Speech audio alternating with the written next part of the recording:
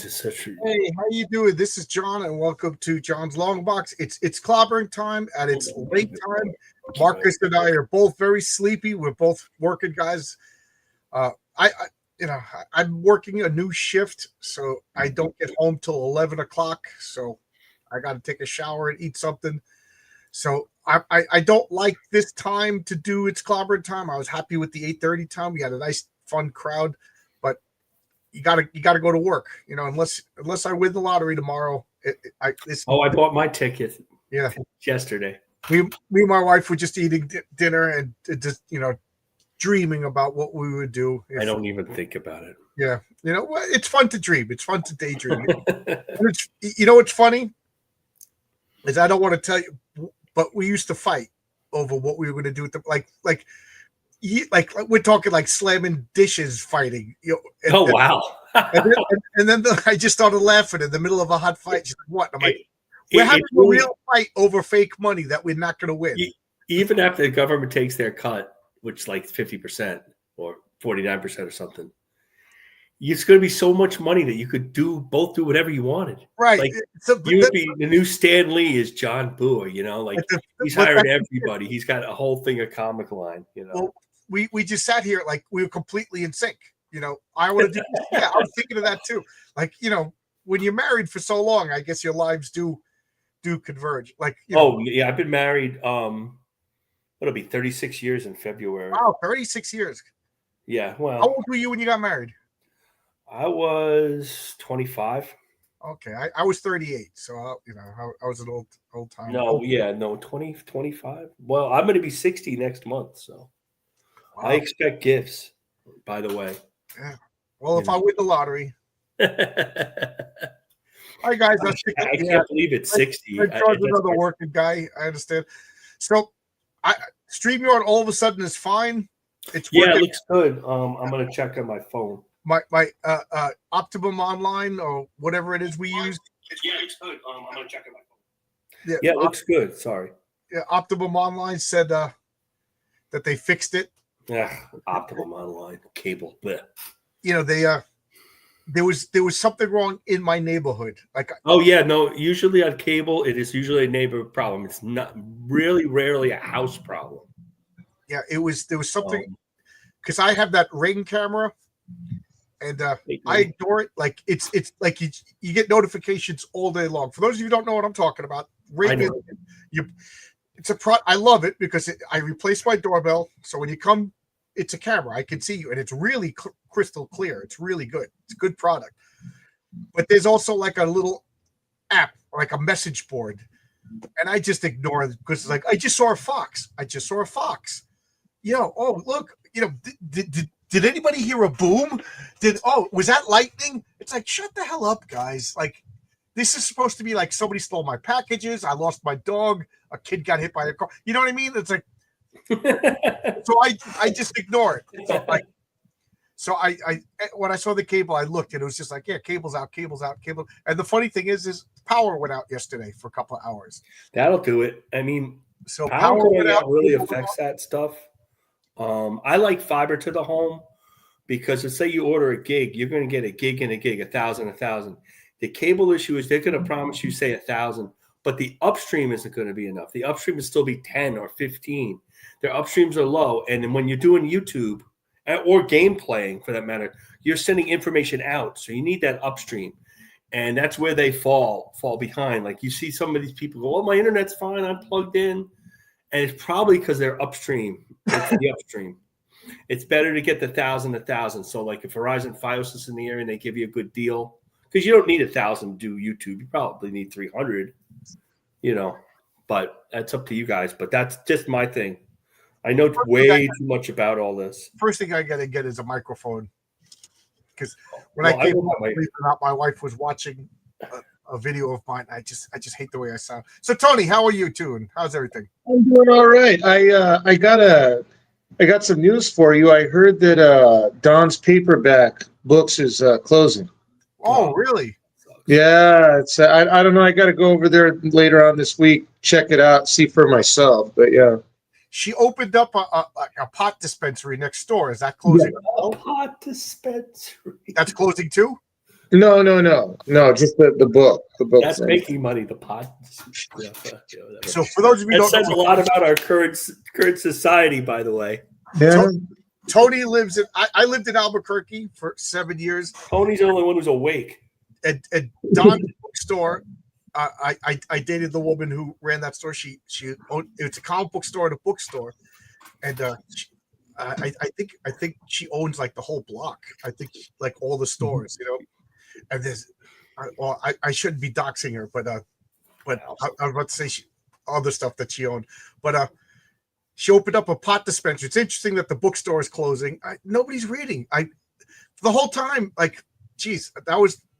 I forget what in the late 90s when we were dating, it was always touch and go. It's a physical bookstore, and how many people are reading? Man, and I'll tell you, the woman who owns it, she was the most voracious, knowledgeable reader I've ever met. She always had a book. She knew everything about every book. So interesting to talk to. That's like my mom. My mom, when she passed away, I got all her books. Now that's not great. It was like 600 books in my basement, and I had to, like, some of them I read. I didn't read them all. I couldn't. And like, I like Carl Hiaasen because I read her Carl Hiaasen books, right? And she wrote everything. And I started selling. I had like a little side business selling books on Amazon for a while, and I couldn't get rid of them all, but she knew everything. Yeah, my father, he used to always carry an emergency book with him in his glove box in case he was ever stuck in traffic. And my dad reads. My son reads a lot. Still reads books. He's a young guy. He's reading books. Both of them read.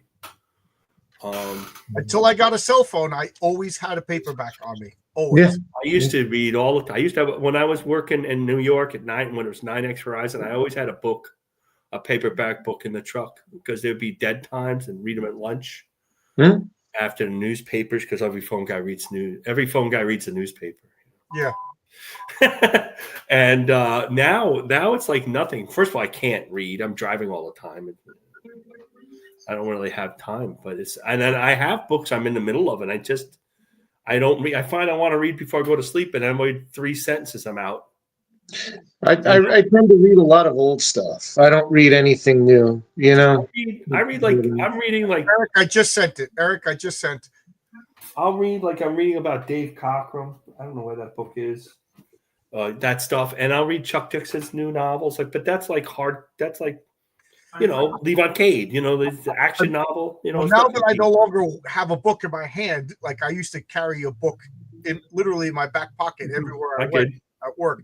But now I got my phone, and it really is. I should go back to a book, but I only read in this chair, because if I sit in that chair or my bed, I read 3 sentences and I fall asleep. I'm out. Yeah. I want to get Mike Barron's biker books. About his hard-hitting, hard-boiled, investigator, because I like that. I used to read a science fiction or fantasy. I didn't care which, depending on who I'm reading. But one author I like did science fiction and he did fantasy, and I'd read a science fiction or fantasy book. Then I'd read like a hard-hitting, violent, investigative book. I'd go back and forth. I'd switch back and forth. Yeah, really read Steve Donaldson. All those books. Right, well, let me read the super chat. RRTNZ for $5 says the champion of all big screen dragons is Verthamax, 1981's Dragon Slayer. Still the best. I saw that movie. I remember that movie. I brought it with me on 4K. No, I saw it in the drive-in theater in Wellfleet, Massachusetts. Dragon Slayer. Love it. Dragon Slayer. Is that the one with Sean Connery's voice? No. That's Dragon Heart. This is probably one of the greatest early '80s Disney films that nobody. I don't see it that many times. I remember, and it had boobies in it and everything. Yeah, and this is probably the closest thing you're going to get to a Dungeons and Dragons film. Almost really good. Yeah. Dungeons and Dragons film. Yeah. As far as audiobooks, I'm weird. I will only listen to an audiobook of a book that I've already read. That's interesting. I'm afraid to read them because I'm having trouble now reading it, listening to podcasts and stuff. Now I'm driving. When I was first doing it, I could drive and listen to them. Now they're starting to drone on. They have to switch to music because I have to stay, like I don't want to be getting too bored driving. It's just the same voice, for a couple hours. And you know what I've been doing? Grok, you could talk to it, and it responds pretty well. So I haven't done that. I'll try that. I've been plotting out story ideas. Although I don't know if now I should. I asked Grok to email me, and it said, "Okay, what is your email address?" But it never does it. So and I asked, Grok, can you email me? Oh yeah, sure. And it doesn't. So Grok, stop lying to me. You can't email because I just wanted like a summary on an email. You know what I mean? Because now I have to go back and say, what will we talk about? Give me that summary that we talked about, and it'll recite it. But I need it written down. That's how I remember things. But it's kind of fun to talk through a plot and have it talk. It's not AI. I'm talking through the plot. You know what I mean? And then it recites back. My wife uses AI all the time for her job. Her new friend is ChatGPT's her new best friend. So. Oh yeah. So it has use. I mean, there's a whole problem with artwork and comics and beyond movies and all that. But for it's a tool, just like everything else. Cool. Although I wouldn't use it. You know what else is a tool, just like everything else? T-Bunny. Oh, I'm going to see T-Bunny tomorrow. Hey, how you doing? How you doing, Cooper? You there? Can you hear us? Hey, Cooper. Yeah, I can hear you. Is that the new setup? Hey, everybody. Not yet. It's a temporary setup. Okay. You see what Marcus is holding up? It's just for Cooper. Is this going to be delivered probably tomorrow, right, Cooper? I drive so much for work, and hours nothing for me, so I don't care. Cool. Just pick a place, I'll go there. I drive 2.5 hours every day. I just got back from Columbia, South Carolina, and that's like a short drive for me. So I go to Chapel Hill, Raleigh, like every day. So well, now that Halloween season is fast approaching, I want to restart. My wife and I had a tradition where we would drive up to Sleepy Hollow. And now we want to go, and Marcus, go to your sister's coffee shop. Says she's on 7 Main Street, Tarrytown. Yeah, that's next to the theater. Sleepy Hollow is Tarrytown. It used to be. Well, no, Sleepy Hollow is in North Tarrytown. Oh, okay. So what happened was in New York was everything really happened in Tarrytown, like around Main Street, by the way. But somehow there was 2 towns, Tarrytown and North Tarrytown. They had 2 different mayors. And North Tarrytown decided they needed to secede from Tarrytown and become Sleepy Hollow. So there's separate towns now. But where all the fun stuff is, with all the pumpkin stuff, is in Sleepy Hollow, a little farther. So then she used to live there too, but she's now down the street from where her store is. And she's next to the theater. The Tarrytown, where the rock star Southside Johnny played, some bands play there, and everything plays. So it's Westchester County is complicated with their towns. So, but it did all that in that whole same area there. Did they do anything cool like reenact Ichabod Crane's every Halloween? Oh, that's cool. They reenacted Ichabod Crane. You get coffee and all that stuff that fancy stuff. And then what they do is the whole town. They cut like 1,000 pumpkins, and you go through this whole trail of all these blazing pumpkins with different faces cut, like all really done artistically and everything. And we've been there a couple times, but it gets very, very busy. That Sleepy Hollow, the Tim Burton Sleepy Hollow movie starring Johnny Depp was actually a very good movie. And nobody ever mentions it anymore, but that's actually a really, really like. Cooper, your mic isn't working. You sound kind of far away, dude. It's like you're. Yeah. Arkham, I sent you a message. Arkham. All right, so let's go through. First off, tell Liz, I hope the store closed under her terms, not anybody else's terms. And good luck on the pot dispensary. It is a sign of the times that a bookstore closes and a pot dispensary opens. But what are you going to do? It's weird. Sucks. The printed word is dying all the time, unfortunately. And I'm not a pot guy either. I don't blame people for it. Well, it was also a comic book store. So it was a comic book. It's another comic book store is closing down. Uh-oh. That was my local comic book shop back in Albuquerque. For a comic book store to thrive, now it has to become a geek bodega. It has to sell a little bit of everything, you know. It was like that for a long time, though. I mean, it's been like that for a while, where they really had to sell. Well, my local comic book shop has become a game, like a card game and video game central. So, yep, Magic the Gathering is keeping most comic book stores open. Yeah. Magic the Gathering, Pokemon, and Pokemon. And what's the other one?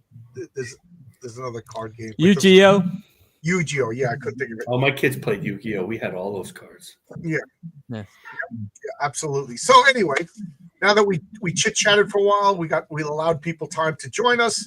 So it's clobbering time, where we once a week we just geek out, attack each other in the best possible meaning of the word attack. Geek attack. And we talk about dragons this week. So we're going to talk about. I just said dragons because I was excited to talk about dragons. So dragons from literature, dragons from role playing games, dragons from movies, whatever dragons you want to talk about, and then we'll just imagine a dragon battle at the end. I already know who's. I have a candidate. Okay, you go first. First off, let's welcome Arkham. How you doing, Arkham? Hey, Arkham. Hey, Arkham. Hey guys, how you doing? And T-Bunny, go ahead. You want to start? Go ahead. Tiamat from the Dungeons and Dragons cartoon. Oh, that was a good one. I had the toy when I was little. Broke it. Found out that damn thing is worth like $1,000 now. Yep. Go ahead. Tell us about it. Well, it's an eldritch creature. It's got I think it was 3 heads, like one that spit lightning, one that spit ice, and then the center one that would spit fire. And it was Revenger's kind of the big bad guy. It's kind of his attack dog in a way. But that thing was bad news, man. Yeah. That thing gave me nightmares. Really? Because that cartoon was so like what's the word? Like innocuous. You know what I mean? It was like so kid friendly. I remember that. No, it was intense, man. There was like deaths and stuff in that cartoon. Are you kidding me? It was generally darker than people remember. It's very dark. Yeah, probably right. It's very dark. I gotta rewatch it again. I haven't watched it since I was, and I'm older than you guys, so I didn't watch it as a kid. I probably watched it as like a late teen or something like that. But I watched it very young. With Tiamat, since you brought up Tiamat, we might as well talk more about Tiamat is from Babylonian mythology. And Tiamat is the primordial ocean, and Tiamat is I think I conflate it with Typhon as the same being from Greek mythology, Tiamat, Typhon, and then in Dungeons and Dragons they imported Tiamat as the chromatic dragon. It's like it's got like 1 million heads, all the colors, so or at least like 8 heads, blue, white, all the evil. It's got 5 heads. It's got all the heads of all the evil dragons, So the mythos of TM, well, in D&D, mind you, just in D&D, a little bit of the nerd starts popping out when you guys start talking about it, as we all do. Well, that's what this channel is. This Tiamat is either the identical twin of Bahamut or the paternal twin of Bahamut. They either came from the same being or they were born at the same time from 2 separate eggs by there was a primordial dragon before both of them that is considered the creation dragon. Bahamut and Tiamat are the first prime offspring of those dragons. Right. And then they gave birth to a lot of the dragons that we know. What I like specifically about that mythology is both those deities, although in D&D they're more primordials than gods, in another plane, which is very far away from the D&D plane, a place called Dragonlance, they're only gods, and they're known as Paladine, the Wise, and it's not Tiamat, it's Thekisis, the Queen of Darkness. Yeah, Lachesis. Yeah. Yeah. Mhm. And they're so it's really cool that they're the same as the primordials, but it's kind of cool how you can see a being's essence radiate, and the Yeah. further away you are, the less influence they have on those planes of existence. And Dragonlance did that very well with those two gods. Well, Dragonlance did everything pretty well. Up until the very end of the Twins trilogy. After that, it kind of went. It went Marvel. That's what it did. Yeah. Yeah. It went woke. Yeah. It just went really bad. They just kept going back and back and back, telling backstories, and which is fine, but don't do it where it changes canon. That's when people have issues. Yeah, I don't, like I said, in real mythology, Tiamat is Retcons. the Yeah. Babylonian primordial god of the seas. Tony, I think that's your mic, right? Hmm? Is your mic making that horrible noise? Yeah. Tony, mute yourself when you're not talking. Okay. Yeah, I muted my mic for a little while to make sure it wasn't. Yeah, it wasn't you. It's Tony. So whatever you're going to talk, Tony, I don't want to control your mic. You control your mic.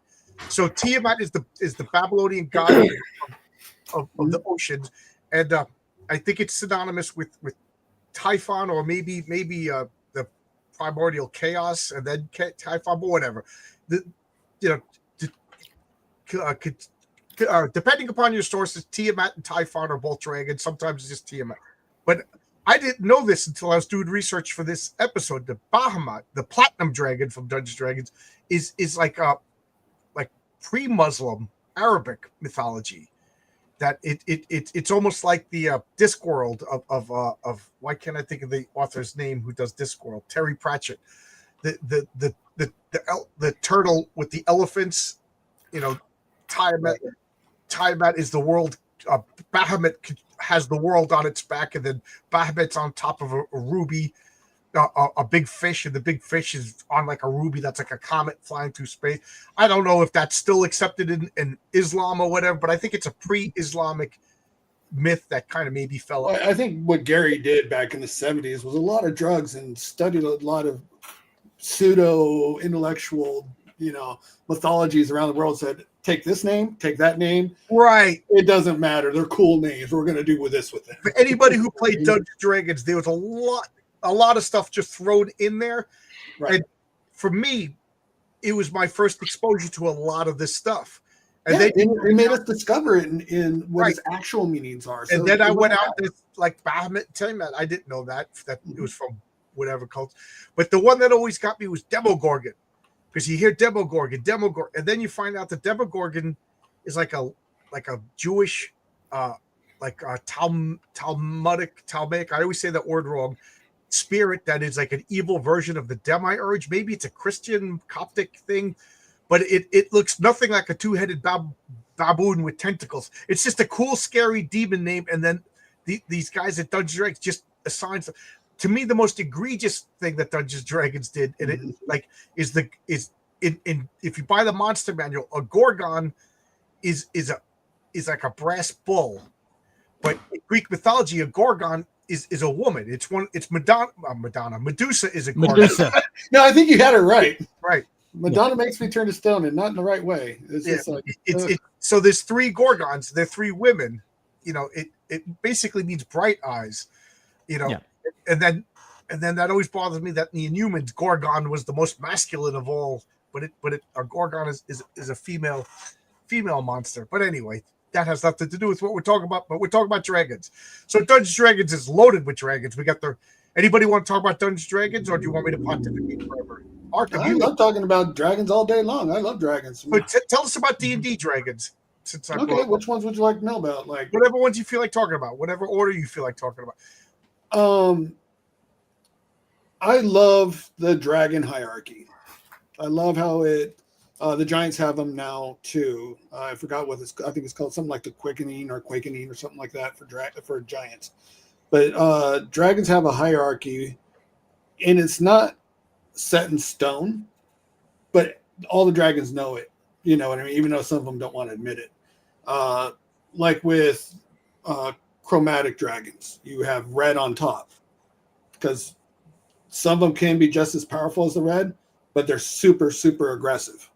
They will fight to the death. They'll do anything to win. And they're absolutely maniacally egotistical. Right. And in D&D, the chromatic dragons, the colored dragons are evil. The metallic dragons are good.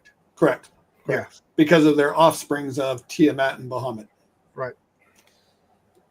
Turn around, Gorgon. Yeah, let me throw it. Turn around, Gorgon.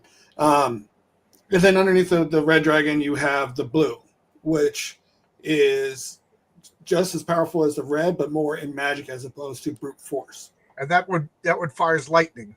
Lightning, and they stay in like desert areas. And what I like about them, as opposed to all the other evil dragons, they can be reasoned with. Like they'll kill you because you're on their territory. But if you explain why you're on their territory and how it will benefit them if you let them continue, and you make an advance payment, they'll say carry on. Well, if So they my want to see memory the is correct, gameplay. the red dragons were chaotic evil. There's just no rest, and the blue dragons were lawful evil. Correct. Right. I mean, I don't know for sure on the alignments. It's been a long time since I cracked open that monster manual. Yeah, I haven't cracked open a D&D book since second edition. So that's As you can tell, even though I can't stand D&D what it is today, I still love my adventures in it through all my youth. You know what I mean? Bless you. Yeah. Sorry. So underneath blue, you got black, which is my favorite of the evils. And those ones that live in swamps, they love decay and corruption. And what I like about them when I DM them, they play assassin. They will never let you see them coming, period. They will hit and run, gone in the swamp. Created the fog. They spit acid, which I find to be horrific. So you don't know what puddle you're stepping on. You might just step right into an acid puddle. Right. So if I'm playing a DM, very mean. That's how I play. And then Remind me never to let you DM for me. No, it depends. My group. My group's Lala. I DM Lala. I'll give you sugar cookies and everything. They want to go hardcore, let's go hardcore. I think John is a DM you got to watch out for. yeah, I'll never. I would never be in one of John's. Well, I mean, John's I'll kill you parties. fast. John will make you pay. John's got a mean streak. I don't think I want to DM. I have a new group. Dave said he was going to be here. I think Dave. And we play superheroes, and Dave's character I think died twice. Judy's character died. So there's 4 people in the group. So there's 3 deaths out of 4 characters. Wow. Yeah. And it's funny they met a dragon in the last adventure, a Chinese Asian dragon. That's funny. Yep. There's the white dragon, which is the frost dragon that lives right. But above the white dragon, you also have the green dragon. Oh yeah, I forgot about the green dragon, which is kind of like the black dragon, but instead of swamps, it's forests. Right. And they too can sometimes be reasoned with. Whites, no, they're going to eat you because they're hungry. They are savage. They are beasts, but they are still cunning. But they're the ones like their gold hoard isn't because they just gather gold.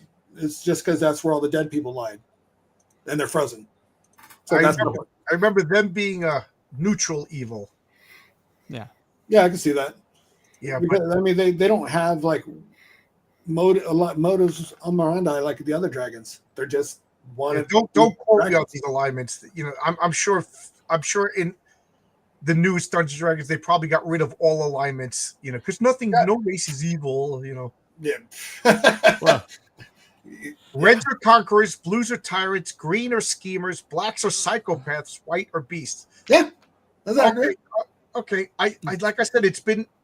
I could go and get the D&D books. I think they're right over there. As you can see, with a tyrant, you can talk to a tyrant. You can understand a tyrant. With a schemer, you can scheme with the schemer. A psychopath, a beast, and a conqueror, you're screwed. So just get out. I mean, that's the best you can do is get out, especially against the black. And then it's funny because whenever you play Dungeons & Dragons, you can't wait as a player or a DM to have a dragon in the story. Me as a DM, I think a Beholder was my favorite. Oh yeah. Everyone thinks they're just going to railroad a beholder the first time they see one, and it's usually a TKP most of the time. Beholders are very powerful. My favorite Dungeons and Dragons monster is the Mind Flayer. Oh, absolutely. Mind Flayer and Displacer Beasts. I don't know why. Well, you know why, John. The same reason I love them. Why?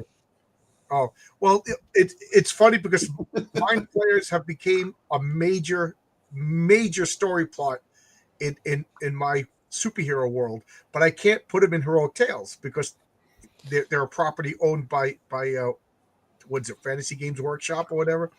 So I have to tweak them around. But I made Mind Flayers, since they're telepathic, they're communal, and they're true communal. They're not like the Borg. They have individual minds, stuff like that, but they're communists. They're little commies. Like they everybody's treated equal. They have different, like we have different tasks and different skills, but we are all linked. So what did they do? They landed. They came from space in the 40s, and they came from space, landed in like 1910, and they took over the Soviet Union. Well, Larry Correia had a really interesting take on dragons in his Monster Hunter universe.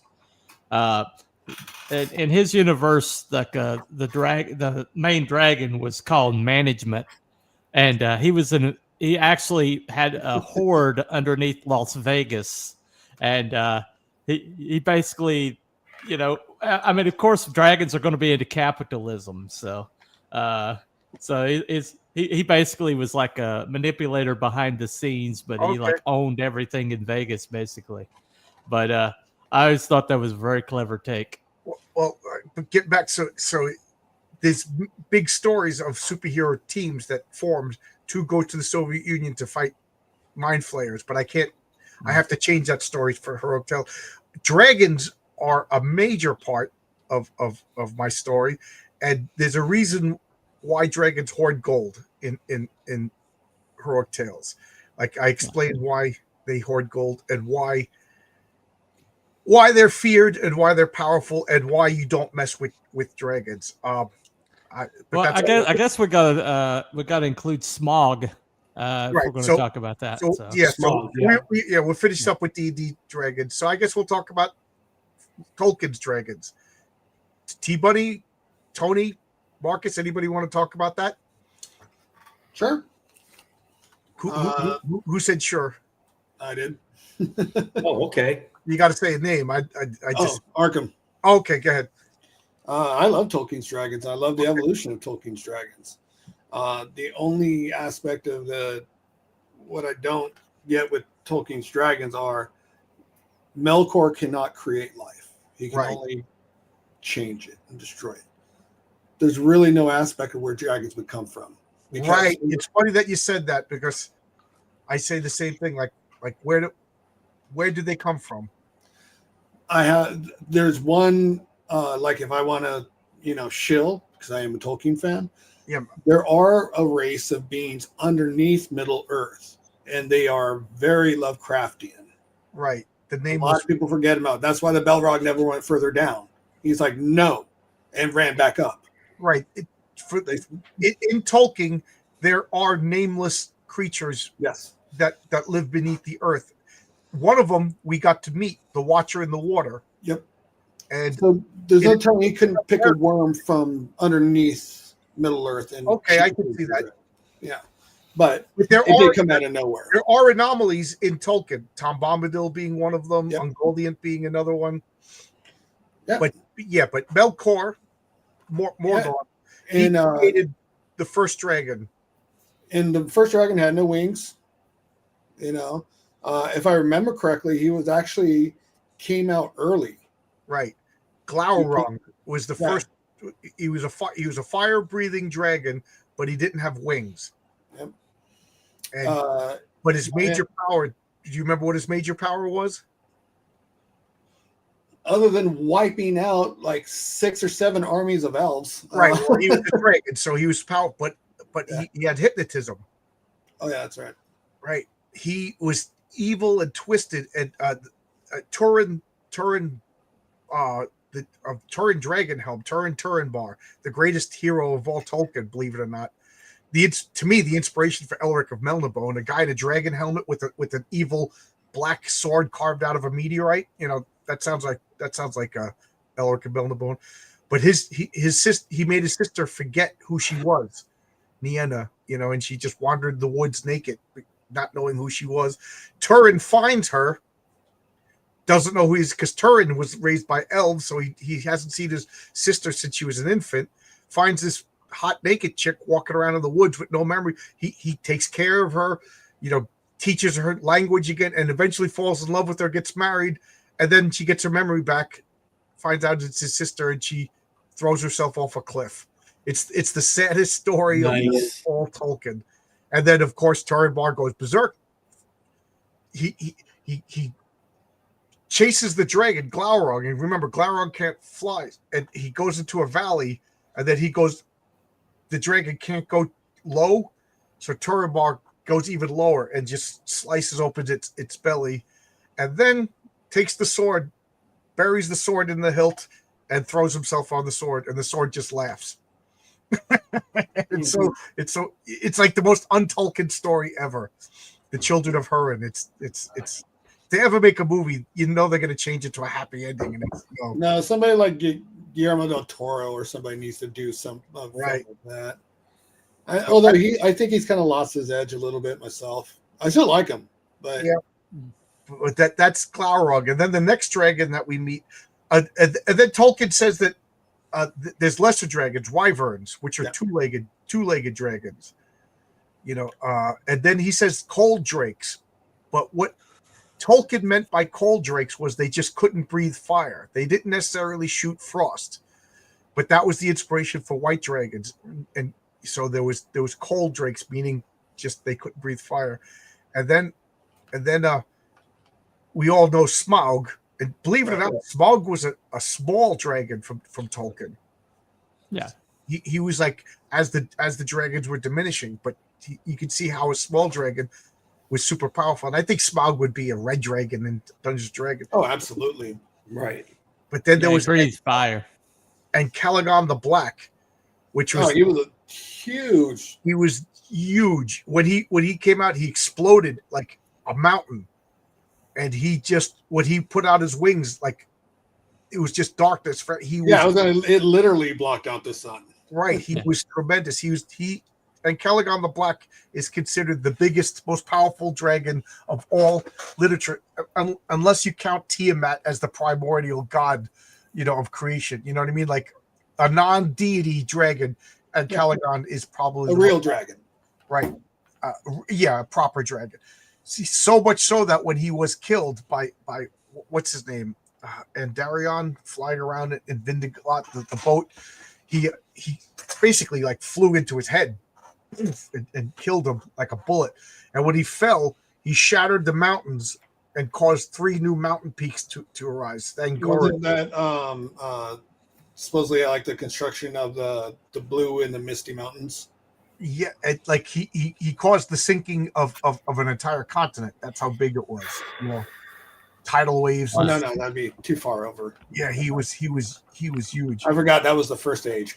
Different side of that side of what used to be a continent. That's the end of the first age, because that was the final defeat of Morgoth.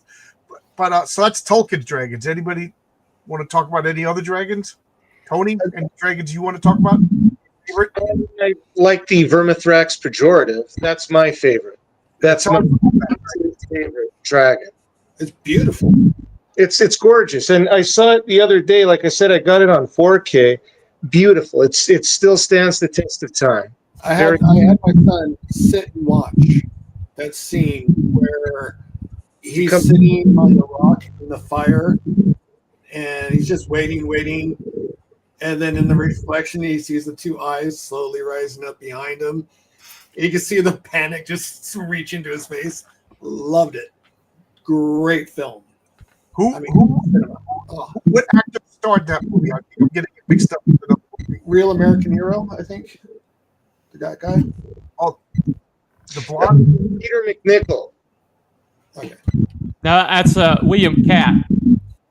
No, We're talking about William Cat, but Peter McNichol was in the Dragon Slayer. It was Peter McNichol, yeah. Okay. Cody, your microphone is killing everything. Well, I'm sorry, man. I'll jump off and see if I could fix it. Sorry about that. I'm gonna give him a headset. Yeah, I don't know what's going on with that microphone. It's because it's picking up his speakers, so it's feeding twice. Yeah. Yeah. I don't think I know I saw that movie. It sounds too familiar. I got to refresh myself. I'm getting it mixed up with Dragon Heart, which wasn't good, but it was still good. Yeah, and in the practical effects in Dragon Slayer. Yeah, there's maybe one or two. They hold up. Yeah, they hold up really well. It's really good. Oh, very much so. Marcus, yeah, do you have that's old school creature effects. Yeah, practical effects. I'm a champion practical effects. I think once things get too easy, we get sloppy. Like CGI. Look at the first Star Wars movies compared to the later Star Wars movies. Art through adversary, coming up with clever techniques. Like I remember George Lucas was saying in a making of scene that they had like a Hoth land speeder or whatever they're called, air speeders, and he says no, we got to do it like this. He goes, and we got to photograph it because it's real and it adds gravity and mass, and that can't be faked. And then 20 years later, he's like, just make it with a computer graphic. Yep. He lost his. I think he got lazy. He had to invent the Steadicam just to get some of those shots. I remember that there was a scene where one of the air speeders just goes like this, and boom.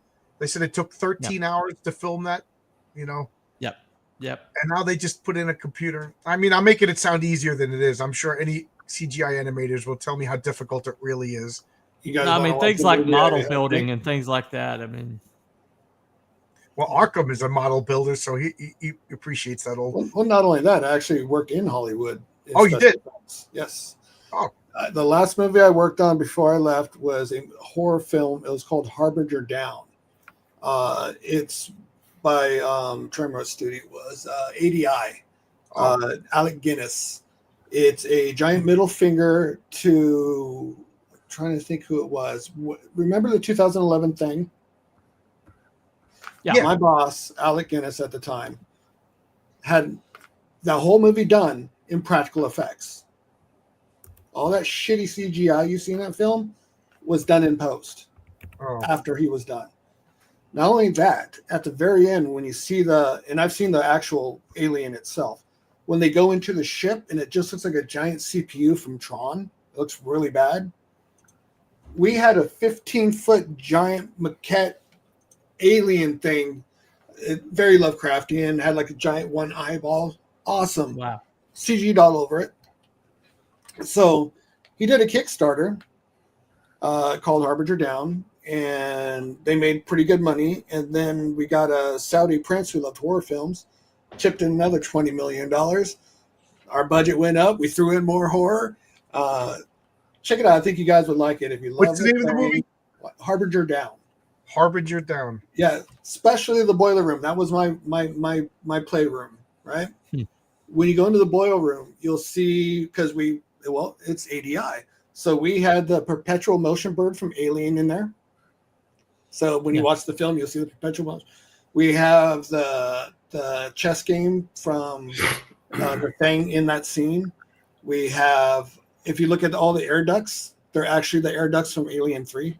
Oh, cool. So we just took stuff from the studio and refurbished it all and made it into an engineering room. Oh, you could see, if you got sharp eyes, you could see reuse, especially from like the same studios. Oh, but this one we did it on purpose. We're just like putting everything like just associated with practical effects and horror into that engineering room. So Marcus, are there any dragons you want to bring up or talk about that we kind of like the Midgard serpent, Fenrir? Oh yeah, Hydra. All those are kind of, and Beowulf. All those dragons are linked and basically kind of like inspired each other.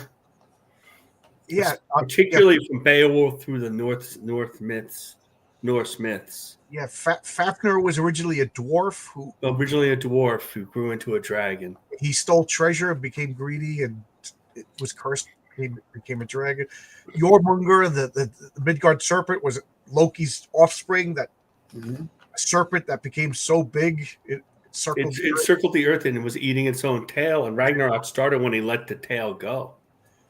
What else? There was Nidhogg, the dragon that was chewing the Yggdrasil, the roots of Yggdrasil. Ladon from Greek mythology was Apollo, I think. Apollo slew Python, a dragon. But all the myths that we have grown up, like we talk about on this show, the Norse, the Greeks, they all started with slaying dragons. Right. Yeah. You know, maybe that's what we don't have today. We have no dragons to slay, so we make them up. That's possible. You know, and it starts with Beowulf, the original poem where he slays a dragon, and it's not named, but that's really the start of all these dragons. Gilgamesh as well. Right, Gilgamesh. That's right. And Legend of Saint George. St. George. I forgot about George. That's right. Yeah. I forgot that Gilgamesh fought a dragon too. You know, like with dragons in most cultures, you can see a parallel to some sort of big lizard or snake. There's no big lizards and snakes in Europe. So they got the dragon myth from something. That's a good point. There isn't. There's everywhere else. There's dragons, but not. And Europeans kind of held on to dragons more than anybody else. Right. Well, it basically follows the idea that the dinosaurs were closer to humanity's time than they would have us believe. You know, and with the that maybe that dragons and or the dinosaurs and humanity had an overlap. Or do you wonder if I'm skeptical about everything, but I would love it if we found out that there was humans running around fighting dinosaurs. How cool would that be? But they found fossils on the same strata as human remains. Right. So. I want there to be space aliens. I want there to be fairies. You know, I want there to be all this stuff. But I can't help but wonder. Like, do you think maybe trade with Egypt? They saw crocodiles. You know, could that have been dragons? Well, yeah, you had a 20. Especially back then, everything was bigger. So the largest crocodile that we know of is about 22 feet. Right. And if let's say they're 40 feet, like a megalodon or something, like a shark type, you know, the giant shark is a giant crocodile that's 40 feet. That would be a living dragon. I mean, the alligators and crocodiles are living dragons. Right. When you think about it. The Babylon, why can't I think of the Temple of Marduk? Supposedly, according to legend, in the time of like the Bible, when the Bible was written, they had the Sarush, and the Sarush was supposed to be a dragon, and like credible sources have seen the Sarush.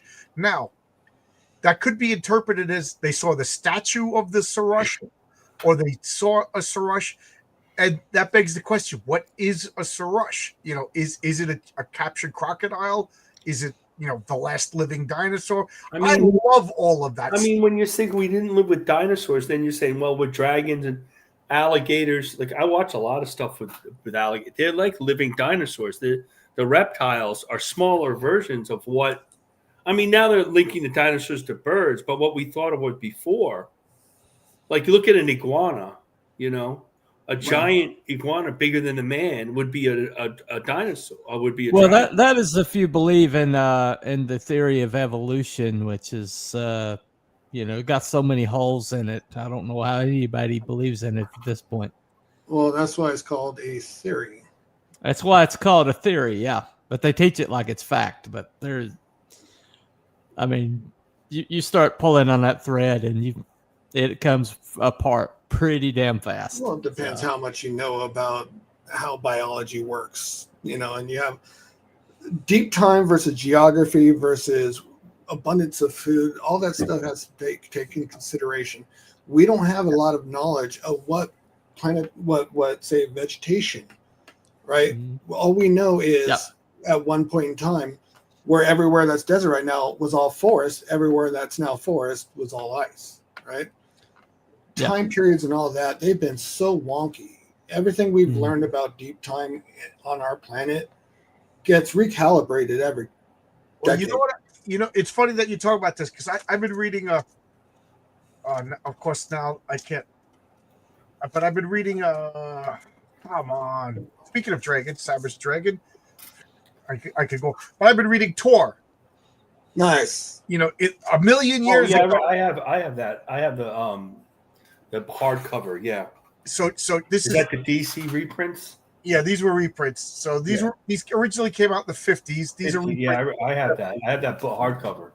And it's Joe Kubert he likes dinosaurs, so it's humans fighting dinosaurs. But what I find interesting in this is, like, in the middle of the book, there's like information about dinosaurs, and even that it talks about this is what we originally thought was, and it basically drew a Babylonian Sarush, and then it had like a Greek, almost like a cockatrice or something like that, and then like a goofy looking giant lizard, and then closest to modern, more of like a Tyrannosaurus Rex. But nowadays, like, because this was made in the 50s, and so now we're talking 70 years ago. I can't believe the 50s was 70 years ago. Now, like, because when I was a kid, I was fascinated by dinosaurs. I'm sure all of us, we're all boys here. Tony, who unfortunately his mic is going crazy, so he's not coming back. Sorry, Tony, I miss you. You're one of the regulars here. You're always welcome, Tony. Don't. I like Tony. Yeah, I love Tony. He's my connection to one of my homes, Albuquerque. But anyway, time, right? When I was a kid, dinosaurs were slow and lumbering, and they were that's right. You know what I mean? And they were just giant lizards, thunder lizards. Now we're finding out that they were probably warm-blooded. They were quick. They were smarter than they thought. Like the Tyrannosaurus Rex didn't stand up like that. It most likely used its tail as a counterweight. So it walked with its head extended, and maybe even they had not fur, feathers, and brightly colored. Like the feather thing, I think is better. So overblown. We actually know of species of dinosaurs that do have feathers, factually, right? It's the one when they keep adding feathers onto things like a T-Rex. There is a smaller T-Rex in China that did have some feathers, but they're putting feathers on every version of T-Rex that the bone structures and all the remaining data doesn't implicate feathers at all. That's my point being is, in my lifetime, dinosaurs changed so much. The understanding, and then, I'll say my grandfather's lifetime, they probably just discovered dinosaurs. George Washington went his whole life without knowing about dinosaurs. Well, there's the whole thing, the myth of the gorilla. Like, nobody really knew there was a gorilla to the early 1900s. Right. That's really not that long ago when you think about. Well, Brian Bow talks about that the early depictions of gorillas in movies, they were monsters because we didn't really know much about them. Nobody was in the dark reaches of Africa, and there's still parts of the world that people don't go into. Like Baltimore or Detroit, yeah.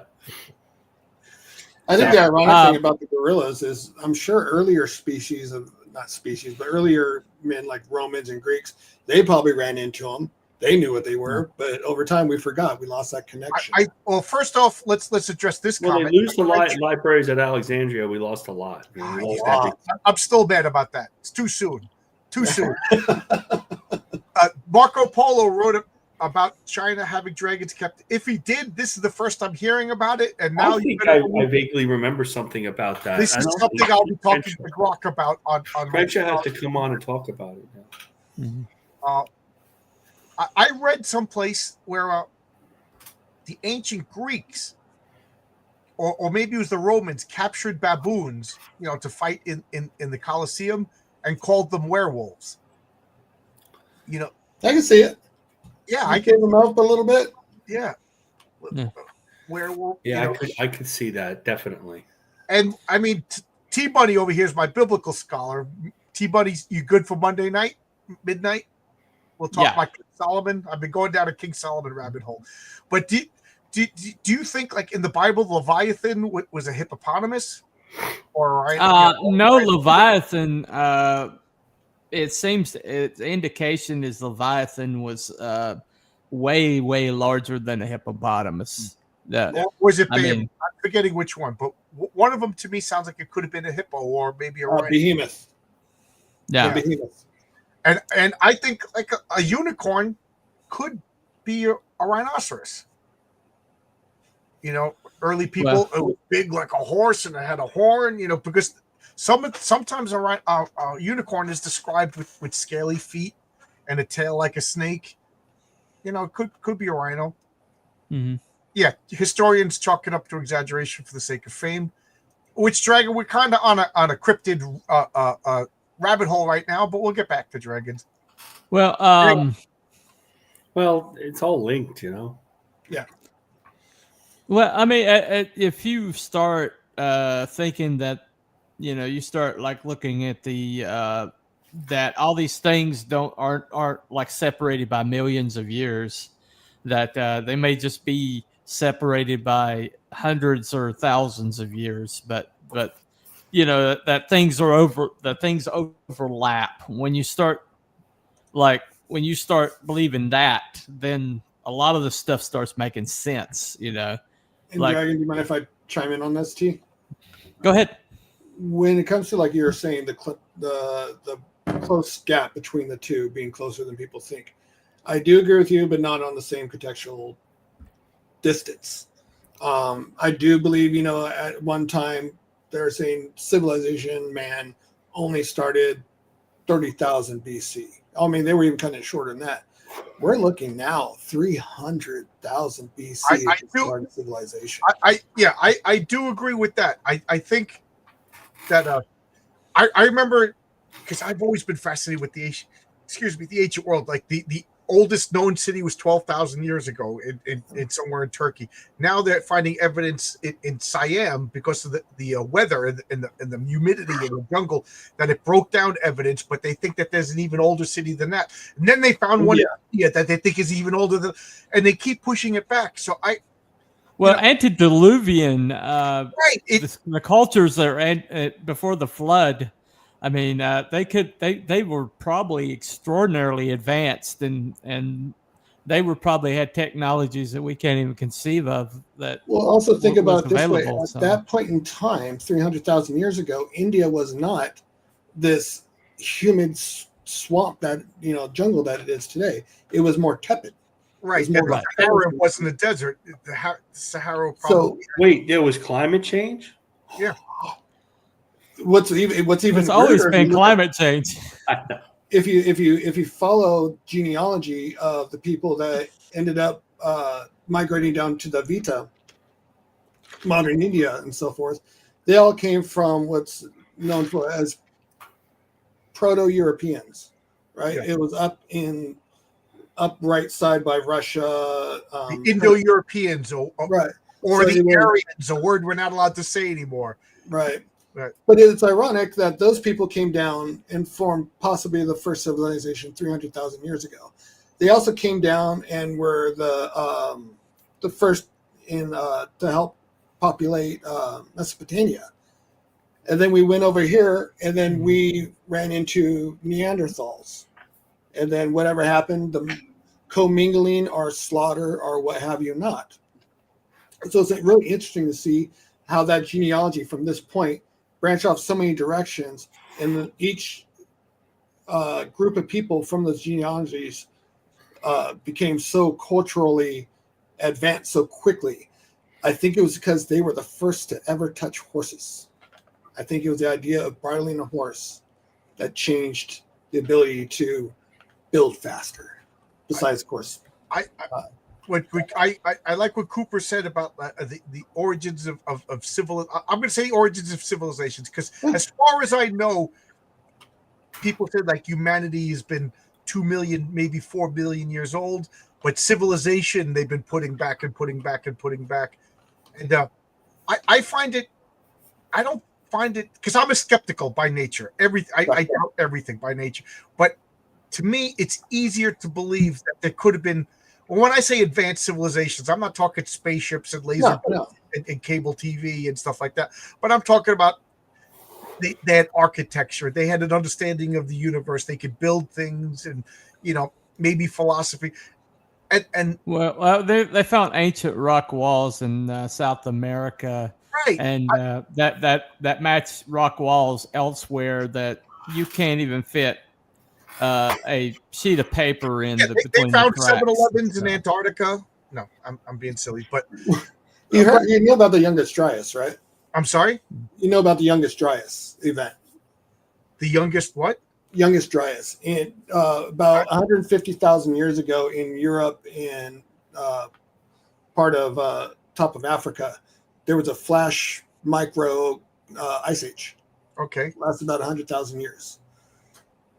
And it's weird that, how we're talking about the proto-Euro going, of course, west. What if they actually started building civilizations 300,000 years ago, the same time as these groups, and then the Youngest Dryas hit, wiped them out, and then they all had a reset? Right. That's what I'm saying. I don't find it like in one vein, scientists are saying that human beings have been around 2 to 4 million, sometimes even 6 million years now, but we only had civilization for 12,000 years. No,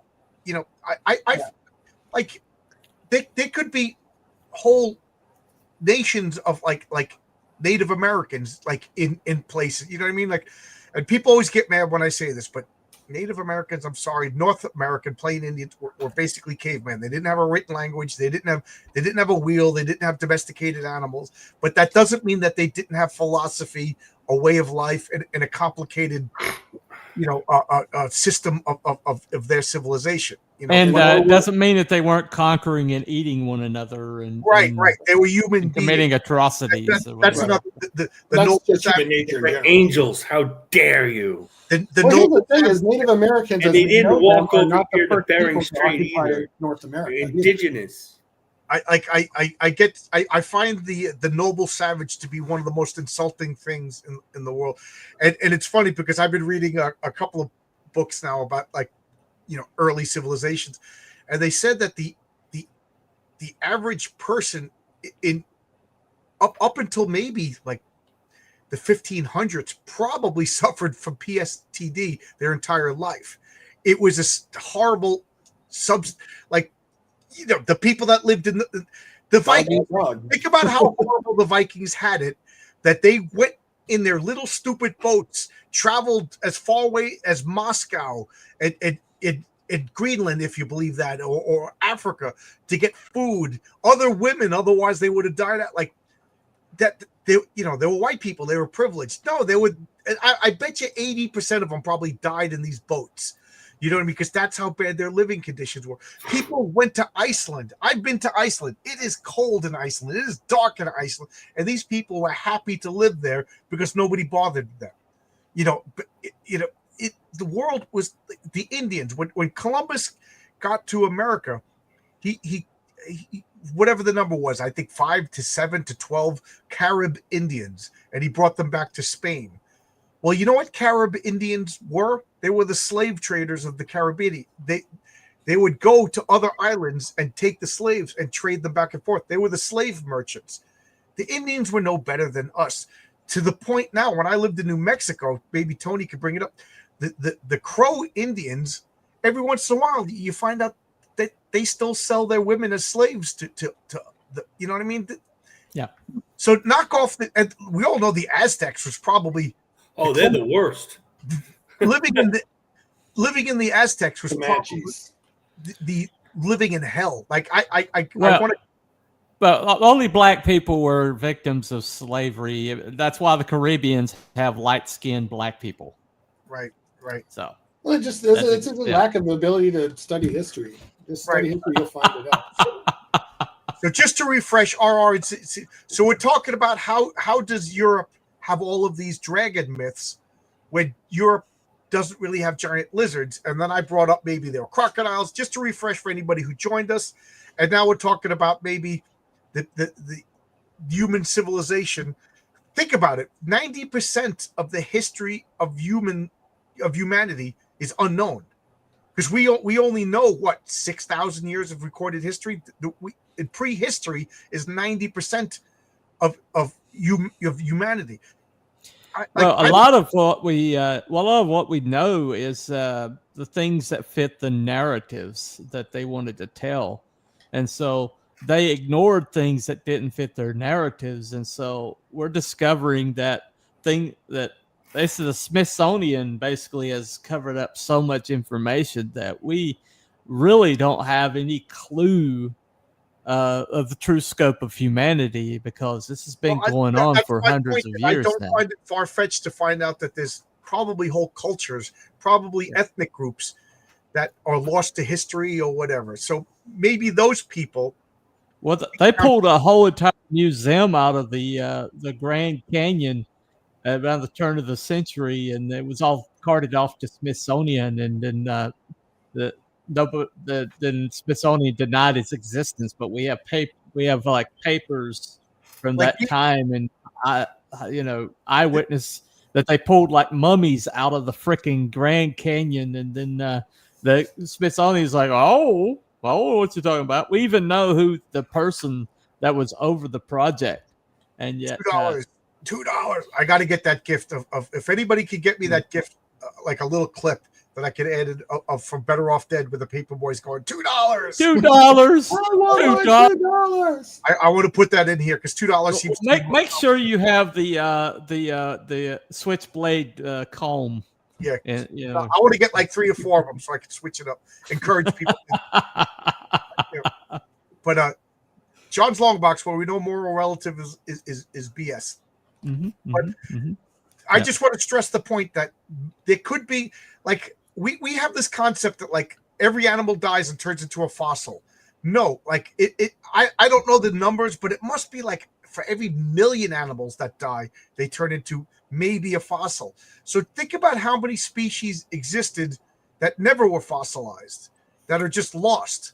You know, they lived in an area that the bones cannot fossilize. Right, like we're talking the Sahara Desert at one point was the Sahara Oasis, or the Sahara.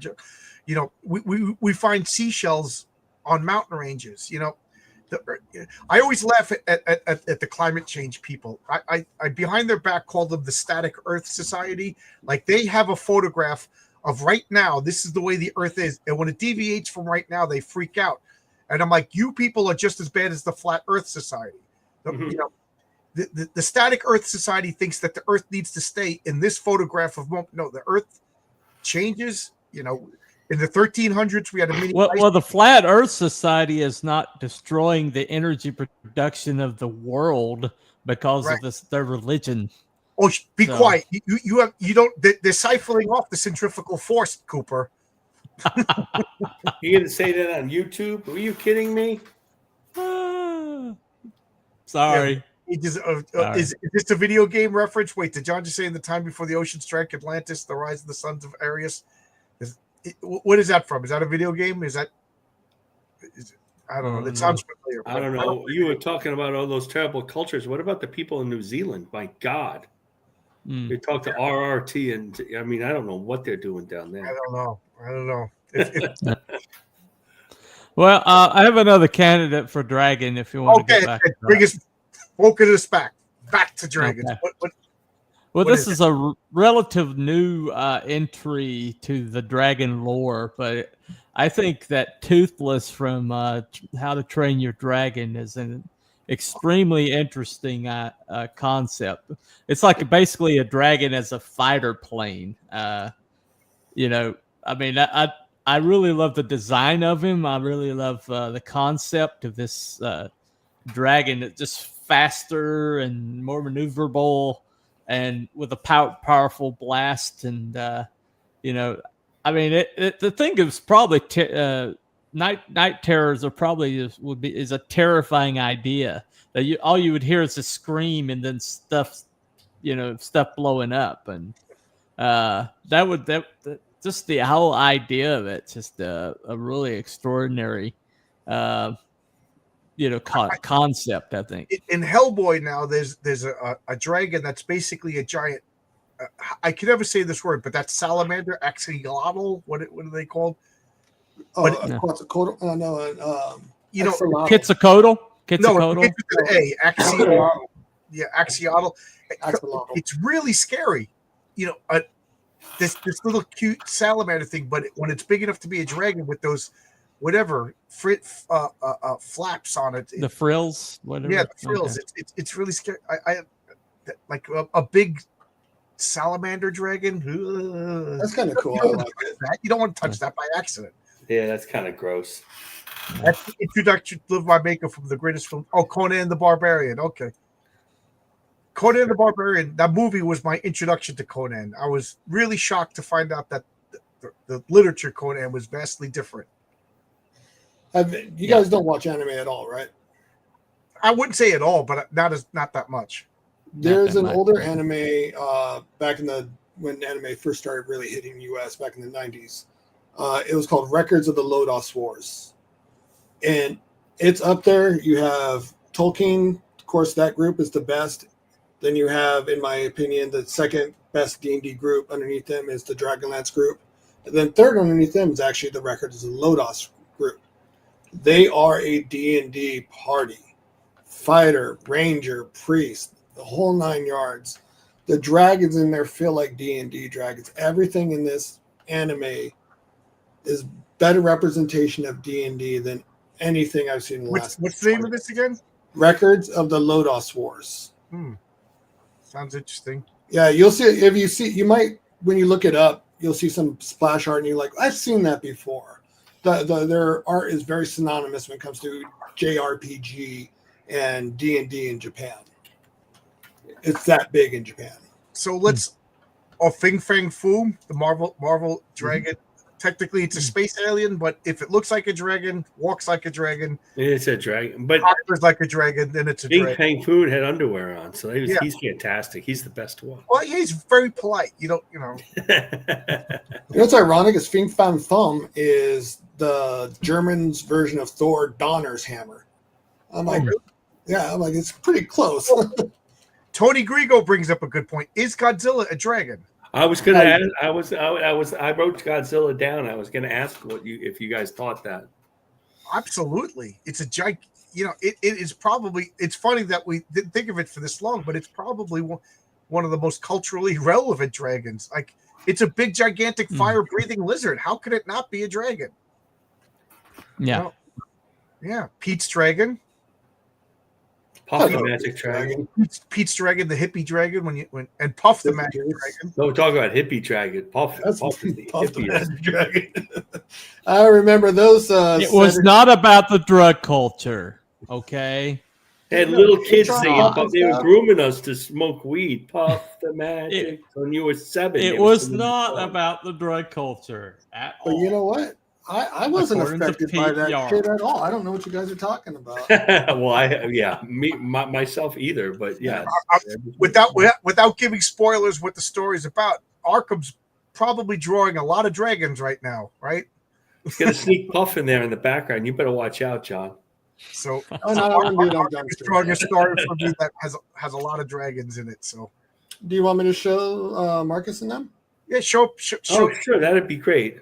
We're not going to go with this one. This is just something I had in my head because the conversation me and John had.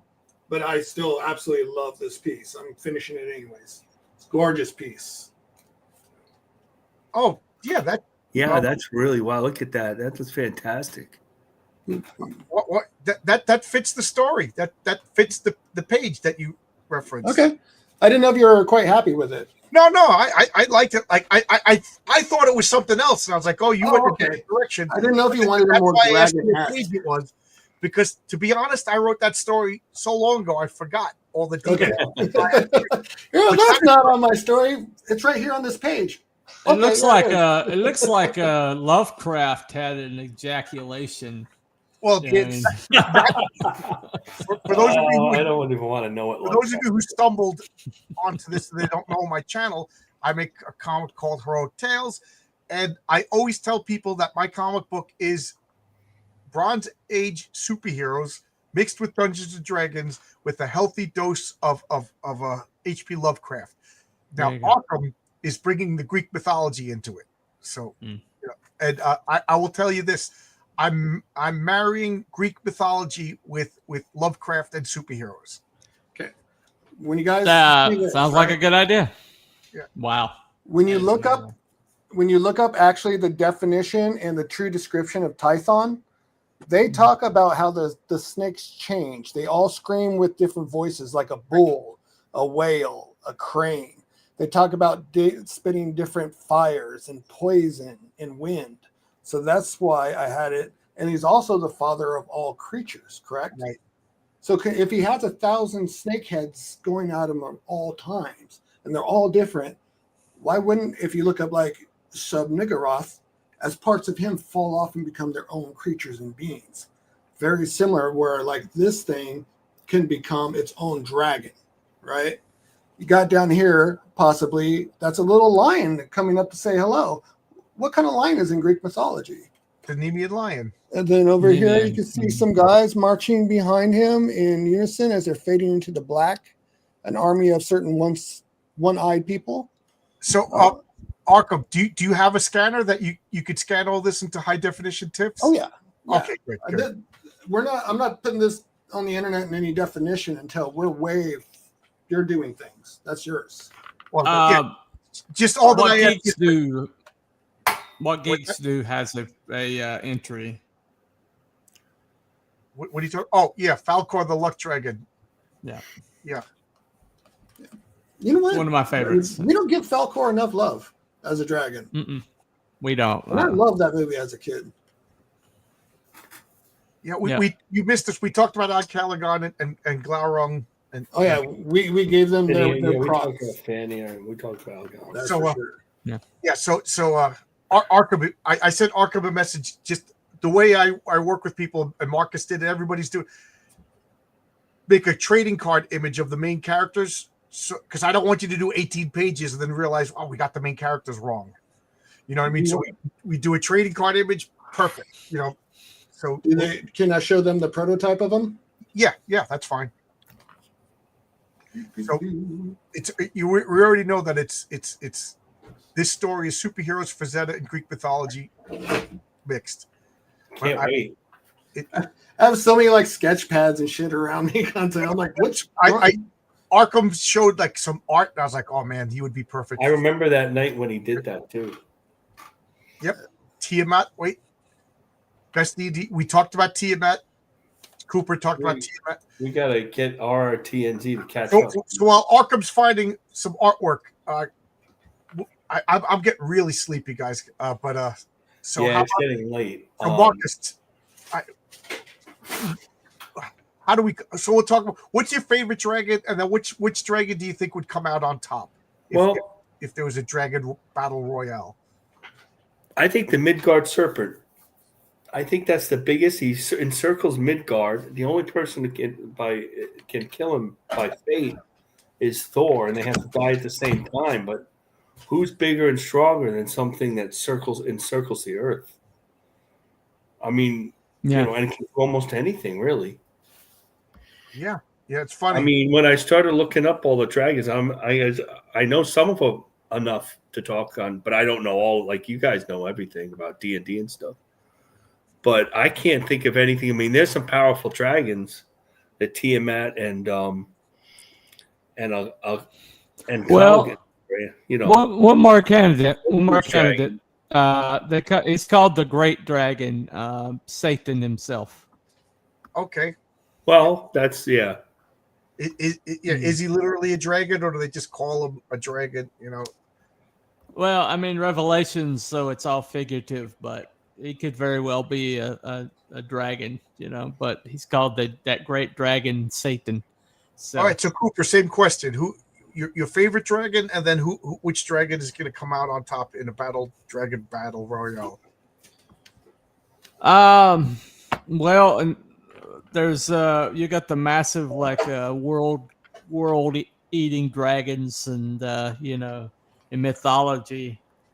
If I have to go with a favorite dragon, I'm probably going to go with Tiamat from the Dungeons and Dragons. You know what I brought up earlier. That's 5 heads of damage right there. But if I'm going to say who's going to win, it's probably Typhon or one of these massive world-ending dragons. it's kind of hard to argue against them. You know. Right. Arkham, what do you pick? So same My question. Your favorite favorite dragon of all time is one from Dragon Slayer, Volantrox. Okay. And then I would say the dragon that's going to win it all is Falcor. He's already survived the apocalypse. Yeah, there you What are go. gonna do to him? Mhm. So my favorite dragon. I it's funny because I forgot the Midgard serpent as a dragon. Like, is it a dragon? Is it not a dragon? Well, I was counting as a dragon. I know it's a little more like a snake, though. Right. Or a wyvern. But when maybe. it's that big, when a snake is that large and that powerful, is it really a dragon? And it's not animalistic like a snake either. But like when it comes to dragon, my favorite dragon is like it was Smog until I read the Silmarillion, and then it's Ancalagon. Black. You know, I just love that dragon. Like it's just so massive that like when it just emerged for the first time, it blew up a mountain, and then it flew, and it took this like semi-angelic being to where he had the Silmarillion on his head, and he wielded the sword, and he had the boat that was blessed by the gods with the gift of flight. You know what I mean? And he could shape change, and it took this being to destroy. When he landed, he shattered a continent. That is just so cool. But that's my favorite dragon. But I will say, when it comes to like a dragon battle, I can't help but put them in two different categories. There's divine dragons, and then there's non-divine dragons. And I'd say like divine dragons would be like Typhon, Cthulhu, why can't I think of it? Tiamat, Yggdrasil, maybe. Yeah, those Nighthog or whatever.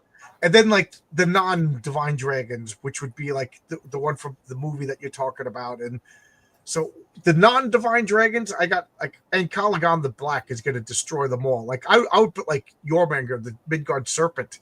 I mean, literally, his parents were gods, you know, and it triggered the end of the world. So like that is like a level above. So as far as mortal dragons, nobody's touching Ancalagon. He's just too big. But the immortal dragons, it's hard to argue with like beings like Tiamat that created the world, you know. So I don't know. Just so that's that. I think like I kind of almost like syncretically put them together as Tiamat, Typhon, and you know, primordial chaos and everything like that. So I don't know. So that's my dragon thing. Anybody in the chat agree, disagree, think we're full of crap, whatever, have a dragon that we forgot?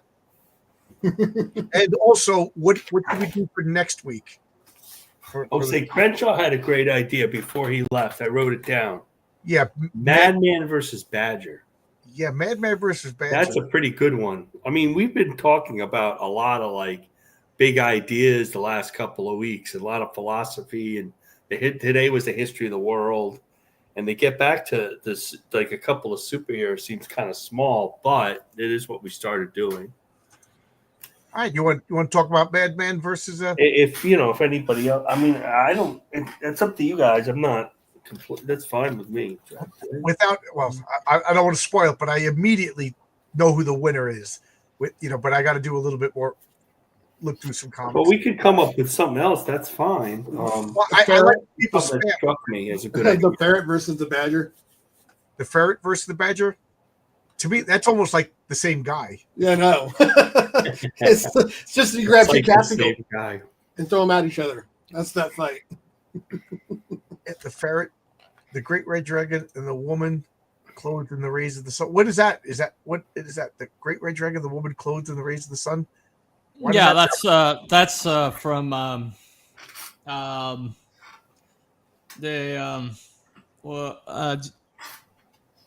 sorry, it just flew out of my head.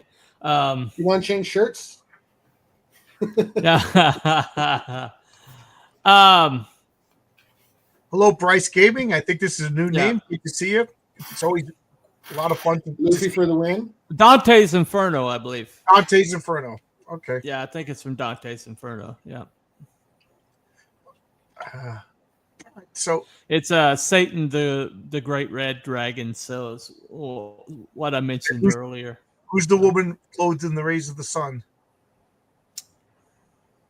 That I'm not sure. It's been naked chick, it sounds years. like. It's a fancy way of saying she's walking around naked, right? I thought Satan was frozen in ice in Dante's Inferno. Right, with his feet sticking out. Okay, okay, I could be wrong. I could be wrong. No, I mean, I'm just trying to make sure this thing's still working sometimes. So I just question my own thoughts. That's all. I mean, there's several different levels of hell. Yeah, I think they go through nine levels of hell. Yeah, 9 levels of hell. It could be that. I mean, it could be Dante's Inferno or something else, but it's an epic poem of some sort. I think it's Dante's Inferno, but you know, so I could be wrong. Next week we'll do Madman versus the Badger. You know, a little bit more down to earth. And anybody want to say anything before we go? Anybody want to show anything? Marcus? I keep wanting to look at Marcus's drawing as he moves them around. We're gonna meet tomorrow, and he's gonna pick up his drawing that he got from me that I originally expanded from the studio. Nice. Tomorrow we're on the studio. I think we're drawing xenomorphs. Oh boy, can't wait. Oh, you don't like? I like to draw faces and action, humans. But maybe I'll draw a chick xenomorph. We've been drawing a lot of men lately. I think that my other people I draw are afraid to draw women or faces. I have a lot of Liefeldians there. Okay, that's from a watercolor. It's from a watercolor painting by William Blake. That's based off of Book of Revelation. Yeah, I was just looking at Book of Revelation 12, 1-6. It was used heavily in the first Hannibal Lecter story. I had a hardbound serial killer was obsessed with it. I had a hardbound William Blake book, and I just don't know where it is. I think I might have left it in Albuquerque. That's probably why Tony Grigo's quoting from it. Yeah, he probably has your book. Probably has my. I didn't know him when I lived there, but yeah. So T-Bunny, anything you want to talk about, promote? No, just Cryptids and Conspiracies tomorrow night, 7:00. Me and the guys are going to talk about, was Abraham Lincoln a dictator? That's an interesting one. I heard a conspiracy theory that Abraham Lincoln was from like a different offshoot race of humanity, because there's literally nobody with the same phenotype as him. Well, he had Marfan syndrome. What is that? It's a genetic disorder that causes a lot of the weird defects that he had.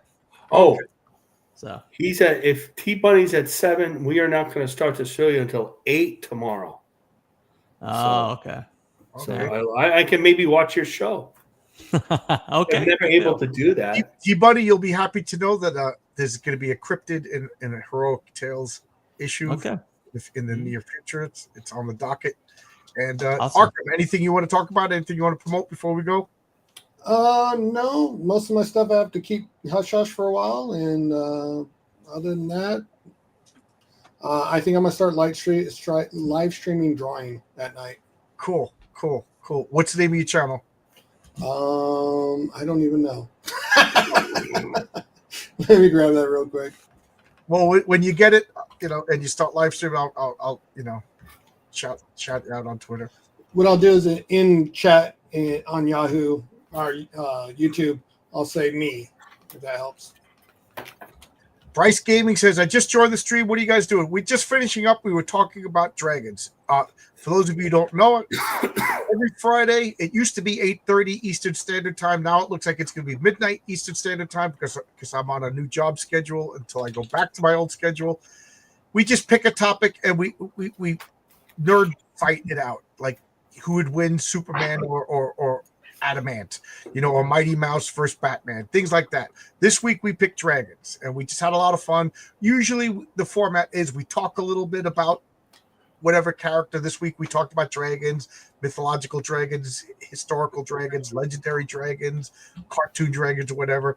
And then we see where it goes, stray a little bit, meander a little bit, and then we pull it back and we have the battle. And that's pretty much it. it's kind of the format that we do, and it's an open invite, so anybody can come in, keep it civil, keep it family friendly, and then we a lot of fun. So there you go, guys. Check out her Heroic Tales. It's available on Fund My Comic. And then this Sunday, I'll do the next issue of the X-Men. I think we're at 105.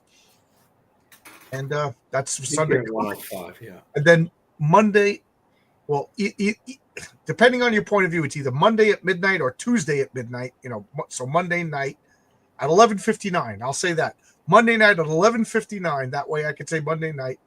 It'll be Cooper and I. We're going to do our in-depth discussion of Solomon, King Solomon from the Bible.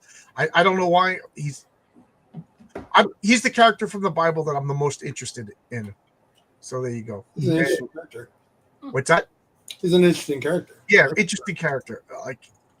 Islam's got stories about him. The medieval world has stories about him. The Bible has stories about him, and he's such a flawed character. He's very, very interesting. I like characters with flaws. Perfect characters like Superman I like, but this interesting characters like Solomon are just a lot of fun. I got a suggestion for next week, The Empire Storm. We did that one already. We did that one. That was one. That was an interesting one. Yeah. So, see ya. Bye-bye, everybody. All right, good night. Thanks again. Thanks for letting me on. Thanks a lot, everybody. And here's my Bye, everybody.